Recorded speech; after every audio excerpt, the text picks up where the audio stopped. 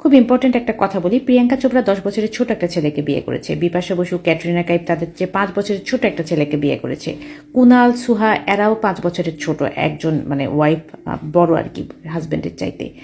এই মানুষগুলো কি পারত না অন্য কাউকে বিয়ে করতে? এত ছোট ছোট ছেলেদেরকে কেন বিয়ে করেছে? এরা এত বড় মেয়েদেরকে কেন বিয়ে করেছে? বিকজ এদের মেন্টালিটি অ্যাডজাস্ট হয়েছে।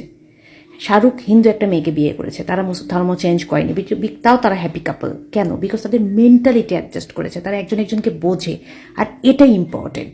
আমাদের বাংলাদেশের ছেলেরাই না বড় মেয়ে দেখলে নাক সিটকায়, আবার সিনিয়র আপুর সাথে সব প্রেম করবে, কিন্তু বিয়ে করার সময় কচি মেয়ে লাগবে। ঠিক আছে, এত কচি মেয়েকে বিয়ে করো তো আপনাদের ডিভোর্স হয়। কেন ডিভোর্স হয় আপনাদের? হয় না? আমি আমার জীবন থেকে শিক্ষা নিয়েই বলছি, আসলে অ্যাডজাস্টমেন্ট হলেই একটা মানুষের বিয়ে করা উচিত। সে কোন ধর্মের ম্যাটার করে না, সে বয়সে ছোট ম্যাটার করে না, সে বয়সে বড় ম্যাটার করে না। জাস্ট মানসিকতা অ্যাডজাস্ট হলে, দুইটা মানুষ পাশাপাশি থাকলে সারা জীবন হাত ধরে থাকে, এবং দুইটা মানুষই দুইটা মানুষের পাশে থাকে। বিলিভ মি, সন্তানেরও পাশে থাকে না, বাবা মা ভাই বোন কেউ পাশে থাকে না, দুইটা মানুষ দুইটা মানুষের পাশে থাকে। আপনাদের যদি বেবি নেওয়ার শখই থাকে, বেবি যদি না হয় একটা অ্যাডপ্ট নিয়ে নেন, একটা পালিত বেবি নিয়ে নেন। মরে গেলে তো সবই পড়ে থাকবে। সমাজ কি বললো, ফ্যামিলি কি বললো দেখার দরকার নাই তো। যাকে ভালো লাগবে, যার সাথে অ্যাডজাস্ট হবে, তাকে বিয়ে করেন, ভালো থাকবেন।